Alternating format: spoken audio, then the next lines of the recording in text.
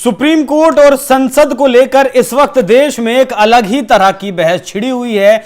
जैसे ही तमिलनाडु के एक मामले में सुप्रीम कोर्ट के द्वारा महामहिम राष्ट्रपति को एक आदेश दिया जाता है, उसके बाद उपराष्ट्रपति उस बयान की निंदा करते हैं। बीजेपी के कई सांसद भी सुप्रीम कोर्ट के खिलाफ आकर खुले तौर पर खड़े हो जाते हैं। साथ ही हम आज जिक्र करेंगे, उपराष्ट्रपति ने अपने एक अभिभाषण में जो जिक्र किया था जस्टिस यशवंत वर्मा का, जिनके घर अध जले नोट मिले थे। हालांकि उन्हें इलाहाबाद हाईकोर्ट ट्रांसफर कर दिया है और वहां उन्होंने शपथ ले ली है। तो आज इसी विषय पर चर्चा करेंगे कि क्या किसी जज के ऊपर राष्ट्रपति या उपराष्ट्रपति एफआईआर दर्ज कर सकते हैं, क्योंकि उपराष्ट्रपति ने सवाल उठाया है कि अब तक यशवंत वर्मा के ऊपर एफआईआर दर्ज क्यों नहीं हुई। इसी विषय पर आज मेरे साथ जुड़े हैं निपुण आलम बयान जी, राजनीतिक विश्लेषक हैं, विदेशी मामलों के जानकार भी हैं और संविधान के बहुत अच्छे से संविधान का ज्ञान भी रखते हैं। सर बहुत बहुत स्वागत आपका। सर क्या कहता है संविधान, इसी सवाल पर आज चर्चा करेंगे। जजों के ऊपर कोई एफआईआर कर सकता है, अगर कर सकता है तो किन परिस्थितियों में की जा सकती है? देखिए, एक तो राष्ट्रपति या उपराष्ट्रपति को तो अधिकार नहीं है एफआईआर दर्ज करने का, लेकिन राष्ट्रपति करा सकते हैं। लेकिन उसकी भी कंडीशन है। कंडीशन ये है कि जब सुप्रीम कोर्ट के चीफ जस्टिस ये सलाह दें कि आप एफआईआर दर्ज करवा सकते हैं, तो तब राष्ट्रपति वो एफआईआर दर्ज कराएंगे, अन्यथा नहीं। तो यानी कि जब तक राष्ट्रपति को सलाह सीजीआई के द्वारा, चीफ जस्टिस ऑफ इंडिया के द्वारा नहीं दी जाएगी, तब तक एफआईआर दर्ज नहीं की जाएगी। अच्छा सर, अगर ऐसा हो कि राष्ट्रपति ना चाहे फिर भी एफआईआर ना करवाना, तो एफआईआर नहीं होगी? नहीं, राष्ट्रपति को सलाह दी जाती है। अब ये सलाह मानना बाध्यकारी है या नहीं, ऐसा कुछ भी संविधान में नहीं लिखा है।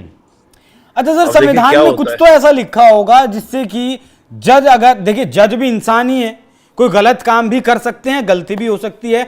तो क्या संविधान में ये कोई बात सोचकर ऐसी कोई चीज लिखी गई है? उनकी जांच कौन करेगा, कैसे जांच होगी? उसमें ये है कि जब अगर इस प्रकार की व्यवस्थाएं, इस प्रकार की कुछ होती हैं, तो दो प्रकार की बातें होती हैं। पहला, एक तो इंटरनल जांच उनकी चल भी रही है, जो जुडिशरी के द्वारा ही की जा रही है, एक तो वो जांच। दूसरा, संसद इसमें काम ये कर सकती है कि जो न्यायाधीश है उसको हटाने का प्रस्ताव ला सकती है, जिसको हम लोग बोलते हैं महाभियोग जैसी प्रक्रिया। उसके लिए सीजीआई की जरूरत नहीं पड़ेगी? नहीं, सीजीआई जरूरत नहीं पड़ेगी। उसमें लोकसभा या राज्यसभा कोई भी हाउस में प्रस्ताव आ सकता है। अगर लोकसभा में आएगा तो 100 मेंबर के हस्ताक्षर से प्रस्ताव आएगा। उसके बाद स्पीकर के सामने प्रस्ताव आएगा। स्पीकर की इच्छा है इसको स्वीकार करें या ना करें। अगर इस प्रकार स्पीकर स्वीकार कर लेते हैं तो 3 मेंबर की कमेटी बनेगी। वो कमेटी पूरी जांच करेगी और जांच करने के बाद अपनी रिपोर्ट लोकसभा के पटल पर रख देगी। लोकसभा अगर 2/3 बहुमत से प्रस्ताव से पारित कर दे प्रस्ताव को, तो ये जाएगा आपका कहां पर, राज्यसभा में। और राज्यसभा में भी अगर 2/3 बहुमत से प्रस्ताव पारित हो जाता है तो राष्ट्रपति के आदेश से जज को हटा दिया जाता है। अगर ये प्रक्रिया प्रारंभ होती है राज्यसभा से, तो 50 सदस्यों की सहमति पर प्रस्ताव आएगा। 3 जजों की सहमति प्रस्ताव आएगा 50 मेंबर की सहमति से, यानी कि हस्ताक्षर से। उस समय जो राज्यसभा के सभापति अर्थात उपराष्ट्रपति के विवेक पर निर्भर करेगा कि प्रस्ताव को स्वीकार करें या ना करें। अगर स्वीकार कर लिया गया तो 3 लोगों की कमेटी बनेगी। 3 लोगों कमेटी में एक सुप्रीम कोर्ट के जस्टिस होंगे, एक हाई कोर्ट के चीफ जस्टिस होंगे और कोई भी प्रसिद्ध न्यायविद होगा। ये 3 लोग क्या करेंगे, आरोपों की जांच करेंगे, पूरी जांच पड़ताल करके अपनी रिपोर्ट को राज्यसभा के पटल पर रख देंगे। और राज्यसभा ने अगर 2/3 बहुमत से प्रस्ताव पारित कर दिया तो फिर ये लोकसभा के पास जाएगा। लोकसभा भी अगर 2/3 बहुमत से प्रस्ताव पारित कर दे तो राष्ट्रपति के आदेश से जज जो है हट जाएंगे। लेकिन बड़ी बात यह है अभिषेक जी, आज तक एक भी जज, ना तो सुप्रीम कोर्ट के ना हाई कोर्ट के, किसी को भी हटाया नहीं गया। 2 वाक्य मुझे याद है। 91 में वी रामास्वामी जज थे, उनको हटाने के लिए प्रस्ताव लाया गया था लोकसभा में। और जब प्रस्ताव लाया गया, समिति बनी, समिति ने ये भी कहा कि बिल्कुल जो आरोप लगे हैं जज के ऊपर, जज साहब के ऊपर, वो सब सही है। और जब इनको हटाया जाने लगा वी रामास्वामी को लोकसभा के अंदर, प्रस्ताव पारित होने के लिए बहुमत रखा गया, तो कांग्रेस ने वोटिंग के समय वॉकआउट कर दिया, सदन को छोड़कर बाहर चली गई कि हम वोटिंग में हिस्सा नहीं लेंगे। इसलिए वी रामास्वामी को हटाया नहीं जा सका, बाद में उन्होंने रिजाइन कर दिया। और ऐसे ही एक बार वाकया हुआ था, दीपक मिश्रा जो सुप्रीम कोर्ट के चीफ जस्टिस थे, उनको हटाने का प्रस्ताव राज्यसभा में लाया गया था, 50 सदस्यों की सहमति पर लाया था। लेकिन कमाल की बात यह थी कि उस समय जो हमारे सभापति थे राज्यसभा के, वेंकैया नायडू जी, उन्होंने इस प्रस्ताव को स्वीकार ही नहीं किया। और स्वीकार न करने का कारण उन्होंने क्या बताया कि एक तो जो राज्यसभा के 50 सदस्यों के साइन लेकर आए हैं, उनमें 2 जो है पुराने, यानी कि जो एक्स राज्यसभा मेंबर थे उनके थे साइन। तो उन्होंने डाटा भी था कि तुम वर्तमान वाले 50 के लाने, थोड़ी कि पिछले वाले के आप साइन करके लाओगे 50 के, पहली बात। और दूसरा, तो आपने जो आरोप लगाए हैं दीपक मिश्रा जी के ऊपर, उन सब में तुम कंफर्म नहीं हो। तुम ये कह रहे हो, ऐसा प्रतीत होता है कि जज साहब ने ऐसा किया है, ऐसा प्रतीत होता है कि जज साहब ने ऐसा किया है। आप इतने बड़े पद पर एलिगेशन लगा रहे हैं और आपका कोई तथ्य सबूत आपका पर्याप्त नहीं है। तो उन्होंने स्वीकार ही नहीं किया था, लिहाजा कार्रवाई आगे नहीं चल पाई। इसका मतलब यह है कि आज तक एक भी सुप्रीम कोर्ट या हाई कोर्ट के जज को हटाया नहीं गया। नहीं सर, लेकिन जरूरी नहीं है ना जो आज तक नहीं हुआ वो आगे भी ना हो। नहीं, बिल्कुल। अच्छा, मैं थोड़ा सा कंफ्यूज सर यहाँ हूँ। आपने जिस तरीके से बताया, अगर पहले लोकसभा में लाते हैं प्रस्ताव को, तो 100 मेंबर चाहिए प्रस्ताव लाने के लिए, 2/3 मेजोरिटी चाहिए कि उसे पास करवाने के लिए। फिर वो लोकसभा अध्यक्ष के पास जाएगा, लोकसभा अध्यक्ष उसे, जी, अगर प्रस्ताव पहले लोकसभा में आता है, हाँ, तो 100 लोग साइन करके प्रस्ताव लेकर आएंगे पहले लोकसभा के मेंबर। वो प्रस्ताव आएगा लोकसभा के अध्यक्ष के पास।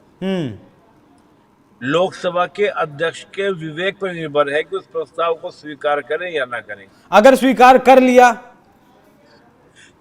तो 3 मेंबर की वो कमेटी बनाते हैं स्पीकर साहब। 3 मेंबर की कमेटी बनाएंगे, को कमेटी बनेगी, और कमेटी पूरे के पूरे आरोपों की जांच करेगी। यानी कि उसमें आपने बताया एक सीजीआई होंगे, एक हाईकोर्ट के सीजीआई होंगे और एक न्यायविद होंगे। तो सर ये कुछ वैसा ही नहीं लगता है, मतलब कि मान लिया अभिषेक पुंडीर ने चोरी की है और अभिषेक पुंडीर को ही उसका फैसला करने का जो है अधिकार दे दिया गया कि भाई देखो आपने चोरी की है नहीं की है। नहीं, वो तो देखिए कमेटी अपनी रिपोर्ट देगी। अब रिपोर्ट तो पटल के सामने रख देगी, चाहे वो बाजियत बरी करे, चाहे वो नहीं सर, कोई अपने इंटरनल मसलों को बाहर देखिए। न्यायपालिका एक बहुत सम्मानित जो है संस्था है इस देश में, 140 करोड़ लोगों का विश्वास है। अगर ये चीजें बाहर आएंगी भ्रष्टाचार की या गलत करने की न्यायपालिका के भीतर से, तो लोगों का भरोसा डगमगाएगा। तो ऐसी चीजें क्यों ही बाहर आएंगी? मैं वही तो कह रहा हूँ कि आज तक एक भी जज हटाए नहीं गए, इसलिए नहीं हटाए गए। मोस्टली जजों ने, बहुत सारे जो आरोप लगे उन्होंने पहले रिजाइन कर दिया, ताकि ज्यादा चीजें पब्लिक में ना जाए, ज्यादा हल्ला ना हो, पहले रिजाइन कर दो। तो कई, अच्छा, ये जो उपराष्ट्रपति ने सवाल उठाया है यशवंत वर्मा को लेकर, जिनके घर पर अधजले नोट मिले थे, इस सवाल को आप कैसे देखते हैं? क्या ये सवाल ही जायज है या नहीं? न्याय संगत सवाल है? नहीं, मैं बिल्कुल न्याय संगत मानता हूँ। इसलिए मानता हूँ न्याय संगत, देखिए अगर कोई विधायिका या कार्यपालिका का सदस्य ऐसे पकड़ा जाता, अब तक हाय तौबा हो जाती देश के अंदर। न्यायपालिका क्यों? क्या न्यायपालिका रूल ऑफ लॉ के तहत नहीं आती? क्या उनको स्पेशल परमिट मिल जाता है अपराध करने का? नहीं सर, जैसा आप बता रहे हैं उससे तो ऐसे लगता है जैसे भाई स्पेशल स्टेटस तो मिला हुआ है। नहीं, मैं वही कह रहा हूँ, तो वो स्टेटस जो है, ठीक है, दिया गया, इसलिए दिया गया है कि भाई न्यायपालिका की स्वतंत्रता है, न्यायपालिका अंडर प्रेशर ना आ जाए, कोई झूठे सच्चे एलिगेशन ना लगा दे, उसलिए किया गया है। लेकिन ऐसा तो नहीं है कि भाई जब साफ साफ दिख रहा है, स्पष्ट रूप से दिख रहा है, तब भी आपको संरक्षण मिलेगा। अच्छा सर, संसद का रिव्यू करने का अधिकार सुप्रीम कोर्ट को दिया है संविधान ने, लेकिन सुप्रीम कोर्ट का, हाई कोर्ट का रिव्यू करने का अधिकार किसे दिया है? सुप्रीम कोर्ट को ही दिया है। सुप्रीम कोर्ट ने बहुत बार अपने निर्णय बदले हैं। नहीं, मैं आपको कई केस बता, शंकरी प्रसाद केस का निर्णय चंपाकम दोराई राजन केस का निर्णय, गोलकनाथ केस का निर्णय, बहुत सारे केस का निर्णय, गोपालन केस का निर्णय, अभी SC/ST एक्ट को लेकर निर्णय, बहुत सारे निर्णय सुप्रीम कोर्ट ने बदले। तो खुद ये रिव्यू करके कानून के हिसाब से जज साहब फैसला करते हैं या अपने विवेक के आधार पर फैसले करते हैं? मैंने आपको कल भी शायद बताया था कि 1978 से पहले तो ये हमारे यहाँ व्यवस्था थी कि जज जो है केवल लॉ देखेंगे और लॉ के अकॉर्डिंग ये देखेंगे कि कानून बनाने की जो प्रक्रिया है वो सही प्रक्रिया का पालन हुआ है या नहीं हुआ है। अब वो कानून कैसा बना कैसा नहीं बना ये जांच करना उनका काम नहीं था। लेकिन मेनका गांधी केस के बाद से वो ये भी देखने लगे कि कानून बनाने की प्रक्रिया सही है या नहीं है, ये भी देखेंगे, और दूसरा कानून जो है वो उचित है या अनुचित है। नहीं, मेनका गांधी केस में ऐसा क्या था सर जो उसके बाद ये मामला बदल गया? हाँ, ये बड़ा इंटरेस्टिंग केस था। देखिए, दो केस हम लोग मेनली इसमें कंसीडर करते हैं। तो एक गोपालन केस को हम कंसीडर करते हैं जो 1950 का केस था, जब उसमें बोला गया कि जीने की आजादी, आर्टिकल 21 संबंधित ये दोनों आर्टिकल हैं, दोनों केस हैं, गोपालन केस भी और आपका मेनका गांधी केस भी। एक गोपालन को अरेस्ट किया गया था 1950 में नेहरू जी गवर्नमेंट के द्वारा। एक तरह से मान लीजिए कि गोपालन एक तरीके से अर्बन नक्सली थे। ये पहुंचे कहां पर, आपका सुप्रीम कोर्ट, कि जी मेरे को अरेस्ट कर लिया। तो कोर्ट ने कहा किस कानून के तहत आपको अरेस्ट किया? कहा इस कानून के तहत। तो इस कानून में ये प्रक्रिया है कि पहले आए होंगे, आपको वारंट दिया होगा, ये सब प्रक्रिया पालन हुई। बोले जी सर, तो फिर गिरफ्तारी आपकी सही हुई है। क्या दिक्कत है आपको? बोले जी मुझे बोलने का अधिकार नहीं मिल रहा है, मैं भाषण देना चाहता हूँ, मेरे अंदर कुलकुली होती है भाषण देने की। तो सुप्रीम कोर्ट ने पूछा ये बताओ क्या इस कानून के तहत आपको भाषण देने का अधिकार दिया गया, बोलने का अधिकार दिया गया है? कि नहीं सर, तो हम कुछ नहीं कर सकते, गोपालन साहब आप जेल में रहो। अब 1978 में घटना ये हुई कि जनता पार्टी की सरकार आ चुकी थी और जनता पार्टी की सरकार संजय गांधी जी के ऊपर केस चलाती है। और उसमें क्या होता है, उनको जनता पार्टी को ये होता है कि उनकी जो श्रीमती जी है मेनका गांधी, वो देश छोड़कर भाग जाएंगी, चली जाएंगी। तो तब क्या था कि मेनका गांधी जी के पास घर गए पुलिस वाले, उनका पासपोर्ट लेकर आ गए ताकि मेनका गांधी विदेश न जा सके। तब जो है सुप्रीम कोर्ट में मेनका गांधी ने याचिका लगाई कि साहब ये क्या तरीका था। सुप्रीम कोर्ट ने सरकार से पूछा कि भाई ये क्या तरीका था, आपने पासपोर्ट ऐसे क्यों छीना, ऐसे क्यों लिया, किस तरह में ये दिक्कत थी। तो तब सुप्रीम कोर्ट ने कहा कि कानून है आपके पास बिल्कुल सही है, लेकिन कानून का उचित तरीके से पालन होना चाहिए, क्योंकि आर्टिकल 21 में प्राकृतिक न्याय की अवधारणा शामिल है और आपका कोई भी कानून मनमर्जी का नहीं चलेगा कि आप कुछ भी कानून बनाएंगे और कभी भी रात को जाकर आप छीन कर लेकर आ जाएंगे, आप सुबह का वेट करते। तो उन्होंने कहा कि अब प्राकृतिक न्याय क्या होता है, प्राकृतिक न्याय को कौन डिफाइन करेगा कि ये प्राकृतिक न्याय ये नहीं है।